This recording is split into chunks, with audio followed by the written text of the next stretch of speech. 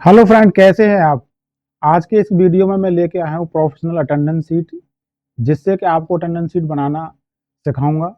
कहीं पर भी आप इंटरव्यू में कहीं जॉब करते हैं तो सबसे पहले आपको अटेंडेंस शीट बनानी होगी, जिससे कि आप किसी को भी प्रेजेंट, अब्सेंट, हॉलीडे, लीव के अकॉर्डिंग आप उसकी अटेंडेंस लगा सकें, प्रेजेंट एब्सेंट निकाल सकें और उनको सैलरी प्रोवाइड कर सकें। तो सबसे मेन इंपॉर्टेंट चीज़ होती है आपको अटेंडेंस शीट बनाना। तो आज के इस चैप्टर में मैं आपको अटेंडेंस शीट बनाना सिखाऊंगा। ये मेरा अटेंडेंस शीट का बेसिक नॉर्मल पार्ट 1 है। इसके बाद मैं एडवांस एक पार्ट लेके आऊँगा। इसलिए आपको अगर वीडियो अच्छी लगती है तो लाइक करें ज़रूर, और जिससे कि आपको आने वाली वीडियो और अच्छी बेहतरीन आपको मैं बना सकूँ। तो यहाँ पर मैं टाइम वेस्ट न करते हुए आपको अटेंडेंस शीट बनाना सिखाता हूँ। और सबसे पहले मैं इनको यहाँ से डिलीट कर देता हूँ। यहाँ पर देखेंगे कि आप यहाँ अटेंडेंस शीट का रिकॉर्ड मेरा मेंटेन है। यहाँ पर एम्प्लॉय आईडी है, यहाँ पर नेम दिया हुआ है। यहाँ पर मैंने 7 डेज़ का लिया हुआ है। आप यहाँ पर 30 डेज़ या 31 का भी ले सकते हैं। एग्जाम्पल आपको समझाने के लिए मैंने छोटा सा चार्ट लिया है। बाकी आप यहाँ पर पूरे महीने का आपका सैलरी चार्ट बना सकते हैं इसके अंदर में। तो यहाँ पर मैंने ऑफ रखा है, यानी संडे मान के चलिए यहाँ पर आपका ऑफ रहता है ऑफिस, इसके अकॉर्डिंग। तो यहाँ पर हम 7 डेज का वर्किंग अटेंडेंस शीट बनाएंगे, जिसके आधार पर आपको अच्छा समझ में आएगा। लॉन्ग बनाने से इसमें कोई ज़्यादा बड़ी बात नहीं है, आप बना सकते हैं। जब छोटा आएगा तो आप बड़ा ही बना सकते हैं। तो यहाँ पर हमें नॉर्मल सा हमें क्या निकालना है, प्रेजेंट निकालना है। पहले मैं ये चार्ट को बनाना सिखाऊंगा कि किस तरीके से आप इस चार्ट को बना सकते हैं।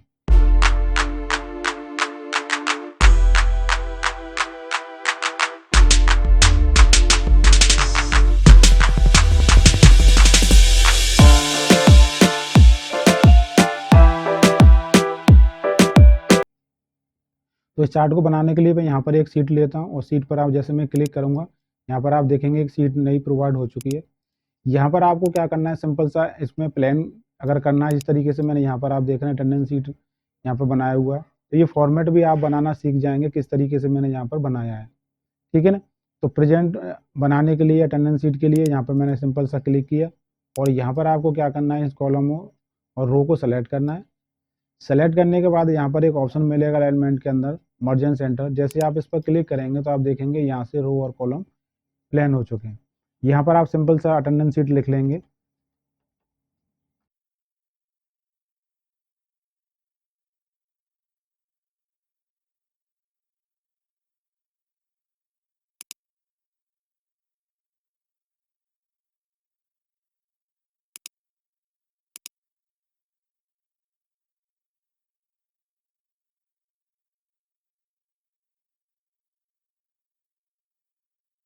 अटेंडेंस शीट यहाँ हमने टाइप कर लिया, और यहाँ पर आप देख रहे हैं ये छोटा साइज आ रहा है, तो यहाँ पर आप इसको बड़ा साइज कर सकते हैं,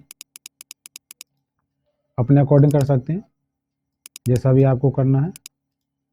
और यहाँ से आप इसमें जाएंगे तो यहाँ पर आप देखेंगे कलर, आप यहाँ से अपनी इच्छा अनुसार जैसा कलर डालना चाहें यहाँ कलर ऐड कर सकते हैं। और इसको थोड़ा सा बड़ा करना है तो यहाँ पर आप प्लस ले जाएंगे सिंबल, तो ऑटोमेटिक यहाँ पर प्लस का सिंबल बन जाएगा। और मिडिल में लगाना है तो यहाँ पर आप ऊपर जाएंगे तो मिडिल लाइन पर क्लिक करने से आपका जी मिड पॉइंट में आ जाएगा। इसके बाद आप यहाँ देख रहे हैं कि यहाँ पर हमारा एम्प्लॉय आईडी, नेम, ये सब कुछ दिया हुआ है यहाँ पर। तो यहाँ पर मैं क्या करता हूँ, यहाँ कॉलम को सेलेक्ट करता हूँ, और जितना मुझे लेना है यहाँ पर मैं येलो कलर डाल दूंगा, जो भी आपको कलर अकॉर्डिंग लेना है, जैसा भी आपको। मैंने हल्का कलर लिया। अब यहाँ पर आप देख रहे हैं कि यहाँ पर ये आउटलाइन नज़र नहीं आ रही है। अगर आप चाह रहे हैं कि आउटलाइन हमारे पास में नज़र आए तो मैं इस सीट को थोड़ा सा बड़ा कर लेता हूँ, जिससे कि आपको अच्छा समझ में आएगा। ये मैंने इतना बना लिया है, लीजिए।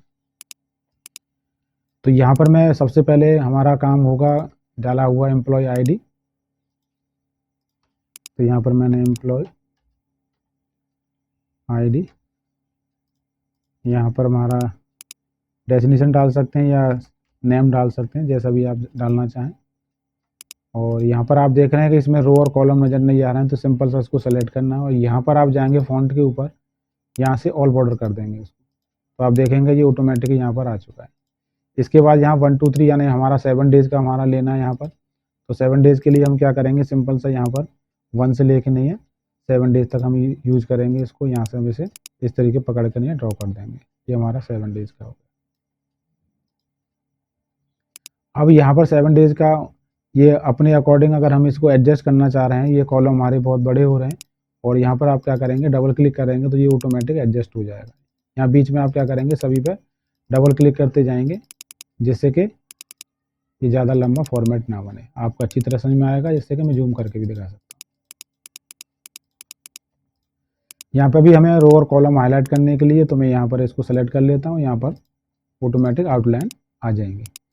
देखिए यहाँ पर क्या है कि आपको करना क्या है, जैसे कि मैंने यहाँ पर हॉलीडे एस मैंने यूज किया हॉलीडे के लिए, एल लिया मैं लीव के लिए, और पी लिया मैंने प्रेजेंट के लिए। तो इसी तरह से अपने अकॉर्डिंग जो भी आपको ऐड करना है, जो भी एम्प्लॉय हमारे पास प्रेजेंट हॉलीडे अगर लेता है बीच बीच में, तो एग्जाम्पल के तौर पर कहीं पर भी आगे पीछे इसको यूज कर सकते हैं। तो सिंपल सा आपको यहाँ पे क्या करना है, यहाँ टाइप करना है। जैसे हमने पी ले लिया, तो पहले मैं इस फॉर्मेट को बना लेता हूँ जिससे कि आपको समझ में आ जाएगा। जैसे हमने यहाँ पे लिया, तो यहाँ पर मैं टाइम नहीं वेस्ट करते हुए ऐसा ही करता हूँ, इसको यहाँ पर सिंपल सा मैं कॉपी कर लेता हूँ, और बाकी आप टाइप करना, प्रैक्टिस करना, जिससे कि आपको अच्छा बेहतर समझ में आएगा। तो यहाँ से मैंने सेलेक्ट किया, सेलेक्ट करने के बाद सिंपल सा आपको क्या करना है, यहाँ से आपको कॉपी करना है, और कॉपी करने के बाद यहाँ सिंपल सा आपको क्या करना है, पेस्ट कर देंगे। तो ये जैसे ही आप पेस्ट करते हैं तो आप देख रहे हैं यहाँ बहुत बड़ा ये रो और कॉलम, इसकी सेटिंग पूरी चेंजिंग हो चुकी है। तो चेंजिंग के बाद यहाँ पे साइज छोटा करेंगे, इसको पहले साइज छोटा करेंगे और इसके अकॉर्डिंग यहाँ पर डबल क्लिक करेंगे, जैसे मैंने ये किया था। वीडियो को स्किप ना करें जिससे कि आपको फिर समझ में नहीं आएगा। यहाँ मैंने ये पूरा सेटिंग बना लिया, और यहाँ पर अगर ये छोटा सा रह जाता है हल्का सा, तो इसको भी सेलेक्ट करके इसे मर्ज कर देंगे, और मर्ज के बाद आप देखेंगे एडजस्ट हो चुका है। इसको यहाँ से सिंपल सा सेलेक्ट करने के बाद इसको मिडिल में लगाएंगे, और यहाँ पर सेंटर पॉइंट में लगा सकते हैं। और ये साइड में भी फॉर्मेट रह गया है, फॉर्मेट को मैंने सेलेक्ट किया, यहाँ से मैंने इसे फॉर्मेट को यूज़ कर लिया। तो आप देख रहे हैं यहाँ पे हमारा एक तरीके से एक फॉर्मेट बन के तैयार हो गया, जिस तरीके से मैंने यहाँ पर बनाया है। क्लियर समझ में आ रहा है? अब यहाँ पर हम एम्प्लॉय आईडी, जो भी आपको एम्प्लॉय आईडी नंबर डालना है यहाँ पर आप यूज करके डाल सकते हैं, जो भी आपका एम्प्लॉय आईडी है।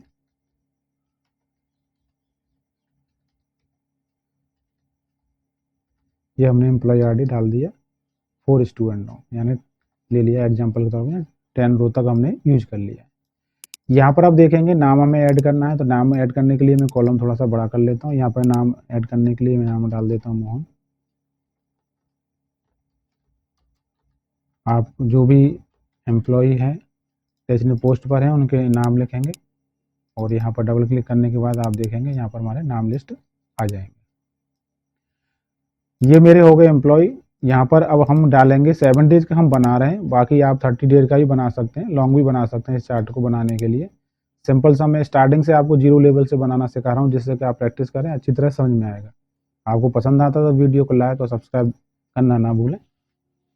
यहाँ पर हमने अकॉर्डिंग जैसे भी आप डालेंगे, जैसे हमने ये बना लिया कि यहाँ पर ये प्रेजेंट रहा पहले दिन, दूसरे दिन प्रेजेंट रहा, तीसरे दिन ये एब्सेंट रहा। तो अपनी इच्छानुसार जो भी आपको ऐड करना है इसके अंदर, यहाँ पर आप इसे यूज कर सकते हैं। ये हमने यहाँ पर डाल दिया, इस तरीके से आप देख सकते हैं। और ये हम कर देते हैं संडे, मान के चलिए ये ऑफ है, ये संडे एग्जाम्पल लेते हैं एक तरीके से, ये छुट्टी है, यानी कि ये ऑफ संडे रहता है, इसे हम रेड हाईलाइट कर देते हैं जिससे कि आपको अच्छा समझ में आएगा।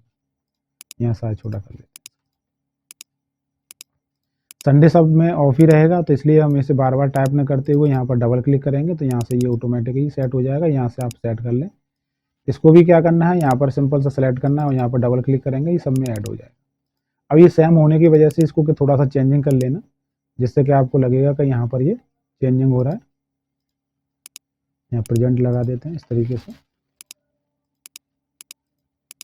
कहीं कहीं आप इस तरीके जो भी यूज करना है आप इसी तरह अपने अकॉर्डिंग भरना चाहें, चार्ट को बना सकते हैं, भर सकते हैं इस तरीके से। इसमें कोई ज़्यादा बड़ी बात नहीं है, ये इजी है अभी भरना। ये हमने मान के चलिए एग्जाम्पल तौर पर ले लिया, 7 डेज का हमने salary chart, sorry attendance sheet बना रहे हैं, और इसी के आधार पर हम सैलरी निकालेंगे कितने दिन की सैलरी होगी। अब यहाँ पर मुख्य बात आती है, यहाँ पर प्रेजेंट निकालना है हमें। क्या निकालना है हमें? प्रेजेंट निकालना है। तो प्रेजेंट के लिए हमें फॉर्मूला क्या लगाना है? प्रेजेंट के लिए आपको फॉर्मूला क्या लगाना है?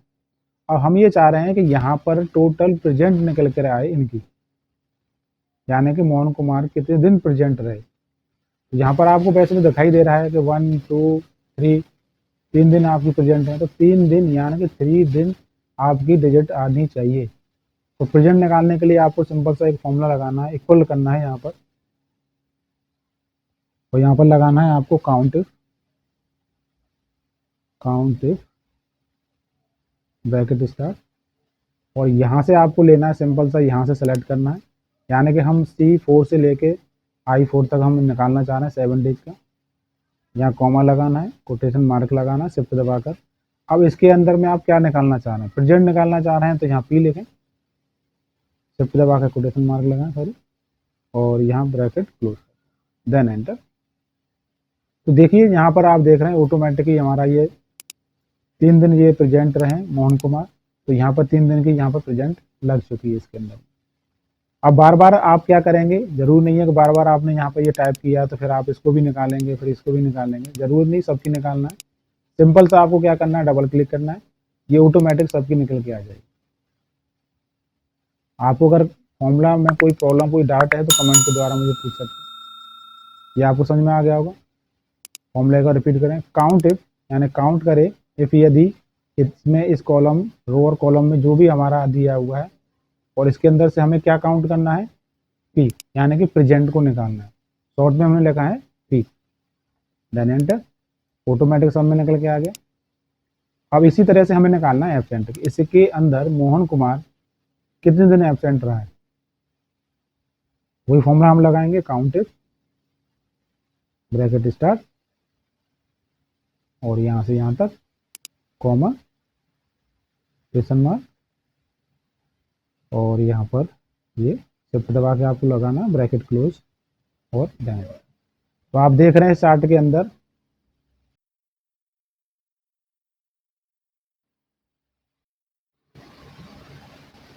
तो यहाँ पर आप देख रहे हैं चार्ट के अंदर ऑटोमेटिकली यहाँ पर हमारा एब्सेंट आ गया है, और एब्सेंट के लिए फिर वही सेम हम डबल क्लिक करेंगे तो सबकी एब्सेंट निकल के आ गई। ये राइट पॉइंट में आ रहा है, इसलिए हम इसे क्या करेंगे, सेंटर मिडिल पॉइंट में लगा देंगे इसको।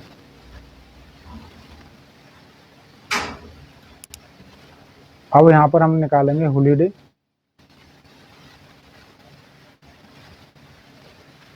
इक्वल काउंट इफ, इसी तरह से हम हॉलीडे निकाल लेंगे। यहाँ से हमने ये सेलेक्ट किया, कॉमा ये लगाया, एच, उम्मीद कर रहा हूँ आपको अच्छा समझ में आ रहा होगा, मैंने अभी बेसिक पार्ट लिया है इसका, और डबल क्लिक, और आप इसी तरह से वीडियो से लगे सब्सक्राइब करके रखें जिससे कि आने वाली वीडियो का नोटिफिकेशन आपको मिल जाए। इसका पार्ट में लेके आऊँगा दूसरा तीसरा, जिससे कि आपको और अच्छा बेहतर समझ में आएगा। इसके कई सारे पार्ट बना के लेके आऊँगा, डिफरेंट डिफरेंट। अभी बेसिक कंसेप्ट क्लियर करा रहा हूँ मैं आपको। लीव का निकालते हैं इसी तरह से, काउंट इफ ब्रैकेट क्लोज, ये 7 डेज का हमने लिया, कॉमा यहाँ लिया लीव,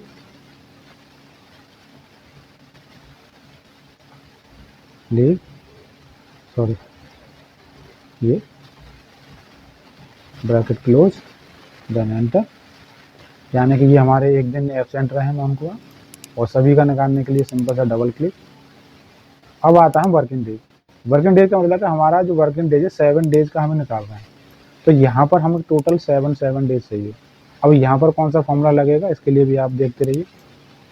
सिंपल सा फॉर्मूला लगाना है हमें, काउंट, और यहाँ से हमने लिया ये, और टोटल किया हमने ये। तो यहाँ पर आप देख रहे हैं यहाँ पर हमारा वर्किंग डे यानी 7 डे का निकल के आ गया,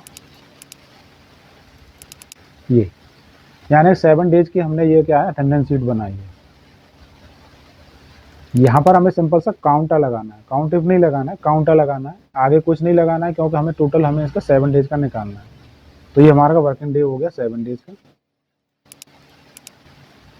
अब बेसिक सैलरी अपने अकॉर्डिंग डाल सकते हैं जो भी जिनको मिल रही है।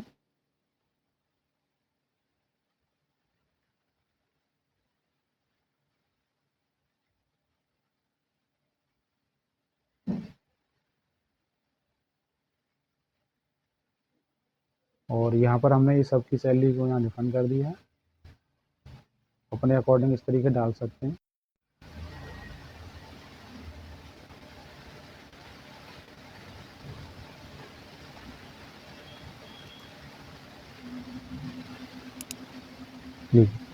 तो यहाँ पर हमने अपनी इच्छानुसार यहाँ पर हमने सैलरी डिफाइन कर दी है। और यहाँ पर अब हम क्या देखेंगे देने यार, अब हम ये चाहते हैं, बॉस हमसे अगर हमसे ये कहता है कि प्रेजेंट डे सैलरी, यानी उन्होंने ये कंडीशन लगा दी। देखिए वैसे 30 डेज की सैलरी हमने डिफाइन कर दी, यहाँ पर हमने ऐड कर दिया कि 30 दिन की सैलरी उनको 30,000, 25,000, 20,000 रुपये मिलती है।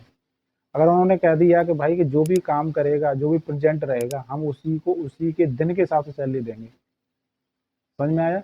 यानी कि अगर जो 3 दिन रहा है प्रेजेंट, तो 3 दिन की सैलरी देंगे हम, 4 दिन रहा है तो 4 दिन की सैलरी देंगे। तो जो भी 30 दिन के अंदर सैलरी बनेगी उसकी, उसके अकॉर्डिंग हम प्रेजेंट डे के हिसाब से सैलरी डिफाइन करेंगे। तो अब इसमें कौन सा फॉर्मूला लगाया जाए जिससे कि 3 दिन की सैलरी निकल के आ जाए आपकी इसके अंदर में? तो सिंपल सा आपको फॉर्मूला यूज करना है इसके अंदर में। हम सैलरी निकाल रहे हैं इसके आधार पर ये। अब यहाँ पर मान के चलिए एग्जाम्पल मैं आपको क्लियर कर देता हूँ। आप 7 डेज का ले रहे हैं एग्जाम्पल के तौर पर, आप 7 का डिवाइड करें, भाग देंगे यहाँ पर, और 30 दिन की अगर आपने अटेंडेंस शीट बनाई है तो 30 दिन का लेके चलें। तो यहाँ पर मैं लेके चल रहा हूँ अभी 7 डेज का, जिससे कि मैंने 7 डेज का बनाया है।